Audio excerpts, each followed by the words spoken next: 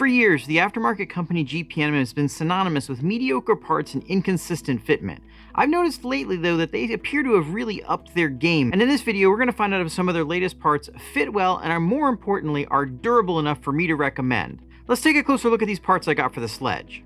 Alright, so the first part we have is this carbon steel spur gear. This thing looks like it's manufactured pretty well. It's a bit thinner than the stock Traxxas gear, but of course the stock Traxxas gear is sintered steel and this is CNC machined hardened steel. I'm curious to see how this thing holds up to the Max 8 G2. Now, more interesting to me is this 7075 T6 rear shock tower. The Traxxas Sledge is well known for destroying its stock rear shock tower, and this thing appears to be much thicker. It's made out of 7075 aluminum instead of 6061 aluminum, and it appears to be very well made. Let me go ahead and get these installed. We'll take a look at what they look like, and then we're going to bash and crash these things, see if I can bend this and see if I can strip this. Got the GPM rear tower installed, got the GPM spur gear installed. Everything went really well. These things both fit just fine in the truck, which I'm pretty impressed with. In my experience, GPM in the past has not been very good with their fitment. These both fit absolutely perfectly. The Basher Queen tower that I pulled out appears to be holding up very well. Got a couple little cracks in it right here, but nothing that appears to be structural. So I've been really impressed with these Basher Queen towers too. I'm going to be doing some more upgrades with other vehicles with these Basher Queen towers and a bunch of other stuff. So if you're interested in that, make sure you get subscribed. And if you like this video, drop me a like so I know that I'm doing the right thing. All right, guys, all that's left to do is throw a battery in this thing, take it out, bash it, see if we can bend this tower, see if we can strip this gear. I'll see you outside.